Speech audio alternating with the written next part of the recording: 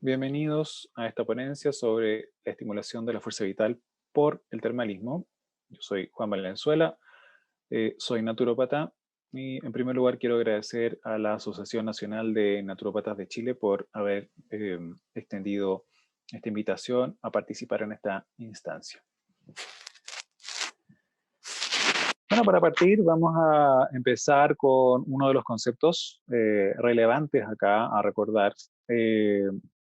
Y que dice relación con la fuerza vital. La fuerza vital es parte fundamental de la filosofía del vitalismo, que es una de las bases eh, de, la, eh, de la postura filosófica de la naturopatía, del naturismo, y que tiene antecedentes que van más allá del desarrollo que tuvieron los, eh, los naturistas europeos, que fue una generación de, de terapeutas, por así decirlo, que de manera autodidacta y a través de las prácticas que ellos llevaron a cabo, distintas prácticas utilizando la alimentación, utilizando el barro, utilizando el agua, utilizando el aire, el ejercicio, eh, el agua fría, eh, de alguna manera buscaban estimular justamente esa capacidad curativa, esa fuerza curativa del organismo. Eh, y, y eso, por lo tanto, nos tiene que hacer mirar hacia el pasado. Entonces vamos a encontrar que ya en el más o menos como en el 460 al 377 antes de Cristo, en la época del Corpus Hippocraticum, tenían ya ellos una concepción de lo que era esta fuerza vital y acuñan dentro de sus concepciones el concepto de vis medicatrix naturae que nos acompaña hasta hoy. Tenemos también que filósofos como Sócrates y Aristóteles, también ellos acuñaron el término logos y que hacía referencia a la voluntad de vivir. Un poco más adelante en el tiempo tenemos a Hildegarda von Bingen, esta santa, ¿verdad? Que fue muy destacada en el área de la medicina natural, tiene unos tratados que son bien importantes y que aún se estudian en el mundo en referencia a la medicina natural. Y dentro de su desarrollo teórico, ella acuñó el término viriditas y hacía referencia a lo que es esta energía que anima a todas las cosas, que anima a los seres humanos, que anima a los animales y las plantas. Ese mismo concepto de fuerza vital lo podemos encontrar en distintas culturas. En las culturas, ¿no es cierto?, del Oriente vamos a tener una serie de términos como el chi, como el ki, ¿verdad?, que dicen relación justamente con esa concepción que se tiene de esa energía que de alguna manera es una energía que acompaña a todos los seres vivos y que les permite eh, desarrollarse, ¿m? Que les permite también curarse, que les permite crecer. Bien, acá tenemos una definición que se recoge del texto del libro blanco de la Federación Mundial de Naturopatía, eh, donde el vitalismo o fuerza vital lo que hace es describir la inteligencia que anima a cada persona y se refiere a fuerzas más allá del ser físico y que gobiernan la vida, la salud y la curación. Por lo tanto, es un concepto bastante amplio y está, por lo tanto, eh, inmerso y está presente en todos los seres vivos eh, que estamos presentes en este planeta.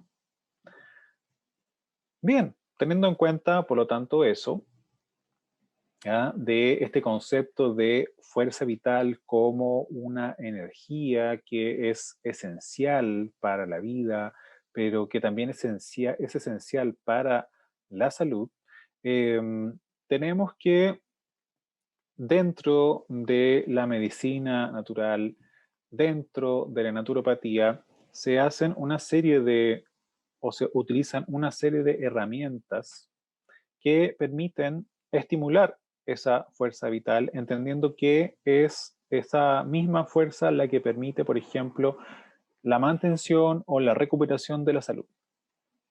Y uno de esos elementos dice relación con la utilización de un agente de la naturaleza, que es el agua, y en este caso tenemos al termalismo. Al hablar de termalismo, estamos haciendo referencia a todos estos conceptos que están relacionados con el uso que se hace de las aguas termales. Nosotros entendemos básicamente que, o tenemos esta idea, ¿verdad?, de las termas o de las aguas termales como eh, ese esa utilización que hacemos al ir a algún centro donde hay aguas termales, pueden haber piscinas, pueden haber otra serie de infraestructuras para poder de alguna manera disfrutar de los beneficios, pero también dentro de lo que es el termalismo, también se enmarcan otras prácticas que no implican solamente el uso tópico, es decir, a nivel de la piel, sino también la ingestión de aguas termales. Ese es un tema también eh, interesante y hay que tenerlo en cuenta cuando conversemos acá y comentemos sobre las distintas efectos que pueden tener, ya que algunos de ellos dicen relación tanto con la aplicación a nivel tópico, hay aplicaciones que tienen, digamos, eh, que se hacen a través de la ingesta de esta agua o, por ejemplo, por la inhalación de los gases que están presentes a partir de las distintas sustancias minerales disueltas en ellas. Ahora, aguas termales o fuentes termales son todas aquellas aguas minerales que brotan del suelo y que tienen más de 5 grados que la temperatura ambiente presente en el lugar. ¿No? Vamos a ver una clasificación sobre eso. Tenemos que baño termal y terma son dos conceptos que hacen alusión a estos establecimientos donde se puede acceder a los servicios termales. Y la diferencia es que, por lo menos aquí en Chile, se entiende que el baño termal es un establecimiento donde se puede acceder, pero no cuenta con servicios de alojamiento turístico, es decir, no puede ir una persona a estar más días, ¿verdad? A dormir en el lugar. En cambio, las termas son establecimientos que sí cuentan con ese tipo de servicios. Si hacemos una revisión histórica, ¿verdad? Tenemos que las aguas termales, las aguas mineromedicinales, que son aguas que contienen un contenido, ¿verdad?, relevante de minerales que pueden estar frías o pueden estar calientes, así como también el agua de mar, fueron utilizados desde la antigüedad, ¿ya? Se sabe, por ejemplo, que Hipócrates hizo utilización del agua de mar, sobre todo para tratar eh, afecciones a la piel. Pero los distintos pueblos, distintas civilizaciones de la antigüedad también tuvieron relaciones cercanas, ¿verdad?, con este elemento. Es así como desde los egipcios hasta los escandinavos tenían distintos ritos de culto, de adoración a las deidades que ellos asociaban con este elemento. El mar muerto, que existe hasta nuestros días, en la época prebíblica fue muy, muy, muy famoso porque tenía una importante utilización para el tratamiento de enfermedades, sobre todo enfermedades a la piel. Eh, También los griegos hicieron utilizaciones, ¿verdad?, terapéuticas en el agua. Mencionábamos recientemente a Hipócrates. Y los romanos, ellos llevaron esto un poco más allá a través de la utilización de las obras de ingeniería. Entonces, ellos fueron capaces de construir grandes centros termales cerca de las fuentes termales que ellos muchas veces de alguna manera canalizaban hasta estos lugares, y en esos establecimientos los romanos podían acceder a distintas salas con distintas temperaturas y poder gozar de este elemento em, con una finalidad evidentemente recreativa, ¿verdad? Que también tenía efectos en la salud.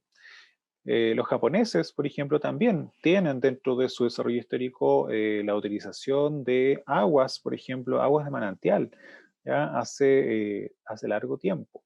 Y también para la utilización de o para el tratamiento de enfermedades a la piel.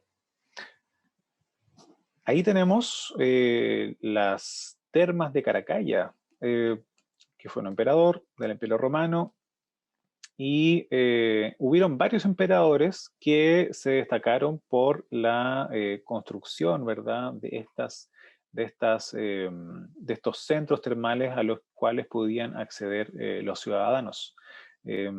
Así que estamos hablando acá de que realmente había una gran valoración de lo que es, ¿verdad?, el recurso termal. Esto se fue desarrollando, estábamos hablando de los romanos, tuvo un desarrollo importante, ¿verdad?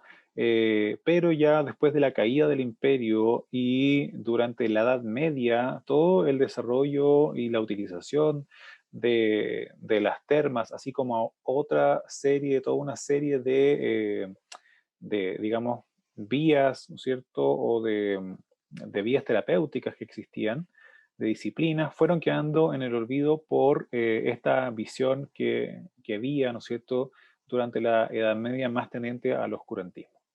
Y ya a partir del Renacimiento es que se empieza a volver a mirar hacia el pasado, volver a mirar hacia Roma, hacia Grecia y a rescatar prácticas que tenían evidentes beneficios. Por lo tanto, ahí nuevamente empieza a retomar valor el uso del termalismo. Y en ese sentido también lo hicieron los naturistas europeos, que en su época también le dieron un auge importante. Y eso continuó eh, hasta la primera parte del siglo XX, donde con la sucesión de dos guerras mundiales, eh, la aparición importante de la farmacología, hizo que esto cayera un poco en el olvido, ¿ya? Entonces, tenemos que, a partir de la Segunda Guerra Mundial, sobre todo el interés que había sobre este tipo de práctica, la verdad es que decayó. Y tenemos que tener en cuenta que previamente a esto se habían desarrollado una serie de centros y lugares donde las personas iban a disfrutar digamos, de las aguas termales. ¿Bien? Ahora, entrando a la clasificación de las aguas, estas se pueden dividir por el origen que tienen, ya se pueden clasificar de acuerdo a el origen, ¿no es cierto?, si son magmáticas o si son telúricas, que esto dice relación con que las magmáticas provienen, ¿no es cierto?, de zonas donde hay una gran temperatura más cerca del magma, y las telúricas son aquellas que brotan de la tierra y que se alimentan de las lluvias. También se clasifican según el pH, pero las clasificaciones que son, digamos, más relevantes son aquellas que dicen con la temperatura y con la composición mineral. Entonces tenemos aquí que tenemos aguas frías, aguas hipotermales, mesotermales e hipertermales. Generalmente las aguas que tienen una utilización importante son las aguas mesotermales. ¿Mm? Las aguas hipertermales tenemos que están a más de 45 grados y podemos llegar a temperaturas, ¿verdad?, de 100 grados Celsius. Así es que no son, no son en ese sentido eh, tan seguras, ¿verdad?, para el ser humano, sino que pensemos más en la utilización de las aguas mesotermales que están en un rango que se puede, en el que se puede disfrutar de ellas. Y también la composición, vamos a encontrar que de acuerdo a la composición hay aguas bicarbonatadas, cloruradas, ferruginosas, sulfurosas, sulfatadas, radioactivas incluso, y también aguas sulfuradas. En relación a los efectos biológicos, hay una serie de efectos biológicos que producen la utilización de estas aguas. Y acá tener en consideración que estos efectos se van a presentar tanto por, en algunos casos, por la aplicación tópica del agua, por la inhalación de los gases presentes en ellas, o por la ingesta. Bien, entonces vamos a encontrar que hay efectos antiinflamatorios, efectos analgésicos, vamos a tener efectos también muy relajantes, favorecedores de la movilidad, especialmente en personas que están cursando alguna enfermedad que afecta el sistema locomotor. Eh, Fíjense, tienen acciones catalíticas. Esto dice relación, hace referencia a el efecto que tienen las aguas termales sobre los procesos enzimáticos que se dan en el organismo. Entonces, en ese sentido, también tienen una acción relevante que es benéfica. Tienen efectos inmunoestimuladores, pueden tener efectos también a nivel endocrino, ¿ya? Esos efectos son bien interesantes porque, por un lado, generan una gran estimulación, por así decirlo, en primera instancia generan un estrés, pero posteriormente genera un efecto de relajación. Tienen efectos psicoterapéuticos cuando pensamos en el valor que tiene para personas con depresión, personas muy estresadas. También se ha encontrado que hay efectos, por ejemplo, neutralizantes de ciertos elementos tóxicos. Tiene efectos antihistamínicos también. ¿Ya? Efectos antioxidantes también muy importantes.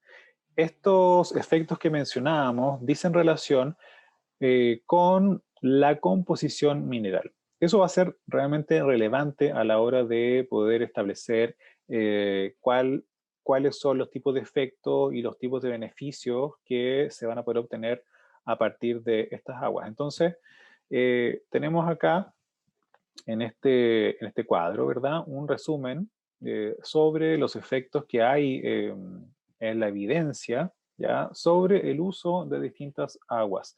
Las aguas bicarbonatadas van a tener distintas características dependiendo de qué minerales están en mayor o menor cantidad. Por lo tanto, hay distintas clases de aguas bicarbonatadas, pero en general si nos fijamos, tienen efectos a nivel o sobre el sistema digestivo, tienen efectos también desintoxicantes, eh, efectos, por ejemplo, en enfermedades reumáticas. Las aguas cloruradas también tienen un efecto sobre el aparato locomotor, sobre el aparato digestivo, pero también sobre la piel. La piel, el aparato digestivo y el aparato locomotor se ven muy influenciados en todas estas aguas. Las aguas ferruginosas, fíjense que tienen un efecto en la anemia ferropénica. Y acá es donde, por ejemplo, encontramos una aplicación que es a través de la ingesta oral del agua termal. ¿Bien? Pero no solamente esa es su utilización, sino que tiene otra serie de propiedades. Las aguas sulfurosas que es una calidad distinta a las aguas sulfuradas, ¿ya? Tiene que ver ya con ciertas características químicas, de pH también. Tienen efectos, por ejemplo, a nivel de las neuralgias, de las alergias, del asma. Las aguas sulfatadas, que están aquí presentes, tienen efectos laxantes, tienen efectos, por ejemplo, sobre la gota, ¿ya? Tienen efectos a nivel digestivo bien interesante y a nivel de la piel también. Las aguas sulfuradas también tienen unos efectos importantes a nivel del sistema locomotor, sobre todo en cuadros, ¿no es cierto?, donde hay reumatismo, a nivel de la piel, psoriasis, por ejemplo, eczema, queratosis, pero también en afecciones del sistema respiratorio, ¿verdad? En asma, ¿ya? En rinitis, por ejemplo. También van a ser muy, muy benéficas para personas que estén en procesos postoperatorios del aparato locomotor o que hayan sufrido algún traumatismo que afecte ese aparato. Y vamos a tener también las aguas radiactivas que son menos comunes, eh, pero no son nocivas. Y tienen efectos a nivel del sistema neurovegetativo, tienen efectos a nivel del sistema endocrino, inmune, y tienen efectos bien importantes a nivel de, el control del estrés y la depresión. Bien, entonces, uno de los temas a tener en cuenta eh, aquí en Chile es el contenido. Poco se sabe y lo que hay respecto de data sobre la caracterización de las aguas termales en Chile es aún menor. Falta más información para poder tener una mirada y un panorama bien claro sobre cómo está, digamos, este recurso aquí en Chile. Eh, Se sabe actualmente que hay más de 50 centros o puntos termales a lo largo de todo el territorio, eh, teniendo tanto en el norte, en la zona central y en la zona sur. Eh, y algo que tenemos que tener en cuenta y que sí se sabe es algo en relación a los contenidos de minerales. Entonces, fíjense que en las termas de Chile tenemos que hay unos contenidos importantes de azufre, de sodio, de calcio, de magnesio y de cloro, también de potasio, ¿ya? Y eso le otorga propiedades interesantes. Cuando mencionábamos sobre los tipos de minerales y sus efectos, vamos a recordarlos nuevamente en un momento. Aquí también tenemos, ¿verdad? Los baños termales. Recuerden que los baños termales son aquellos lugares que están clasificados donde hay una infraestructura, pero no tenemos, eh, digamos, como el servicio de alojamiento turístico. Por lo tanto, los baños termales son aquellos lugares donde las personas pueden acudir, pueden estar durante el día y después deben regresar hacia otro lugar para poder pernoctar, pero no pueden pernoctar en el lugar. Fíjense que a nivel de baños termales tenemos unos contenidos de azufre importantes, de cloro, de sodio, calcio, magnesio, ¿ya? Boro incluso aparece ahí. Bien. Y fíjense que acá tenemos que las aguas termales en Chile destacan por ser aguas sulfatadas y aguas sulfuradas. Eso en general, ¿no es cierto?, nos habla que tenemos una serie de minerales que están mucho más presentes. Tenemos una gran presencia de azufre, de cloro, de sodio, de calcio y de magnesio en las aguas que están ubicadas, ¿no es cierto?, que se encuentran desde el norte hasta el sur de Chile. Tenemos sí con alguna claridad de que las aguas de la zona norte de Chile tienen mayores contenidos de azufre y las aguas de la zona sur tienen mayores contenidos de magnesio. Bien, también sabemos que las temperaturas de gran parte de las aguas está, digamos, en esta clasificación de mesotermal, por lo tanto son aguas de 35 a 45 grados Celsius.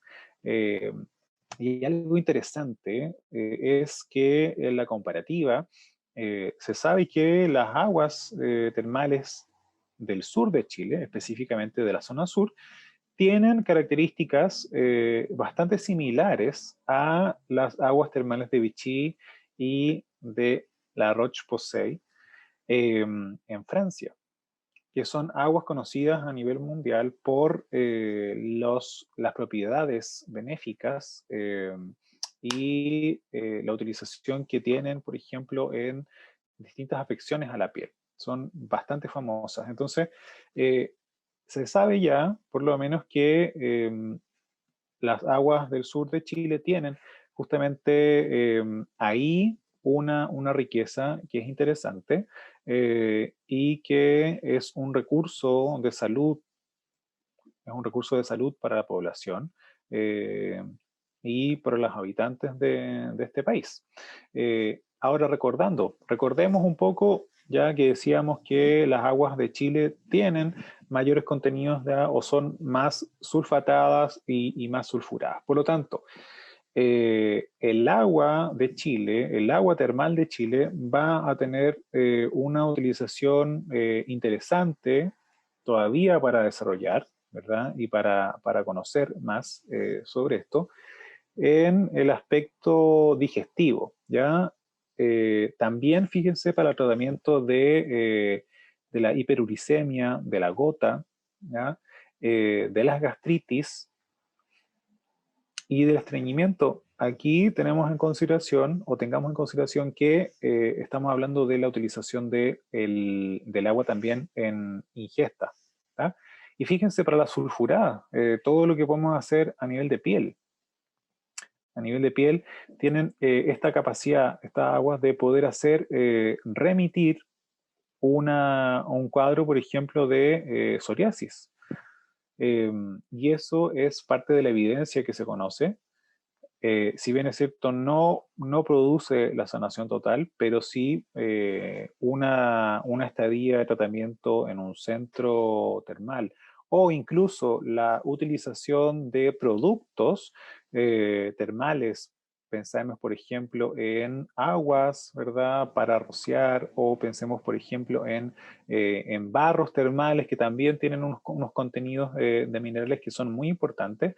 Tienen también un valor para poder hacer tratamiento de este tipo de enfermedades y pueden hacer remitir estos cuadros por un tiempo prolongado. Si bien es cierto, puede volver a aparecer, pero ya permite que la persona tenga una calidad de vida mucho mejor en el intertanto, ¿verdad? Mientras está en remisión. Y también en aspectos, ¿no es cierto?, respiratorios, a nivel de laringe, a nivel de rinitis, por ejemplo, a nivel de asma. Por lo tanto, las aguas termales son efectivamente, eh,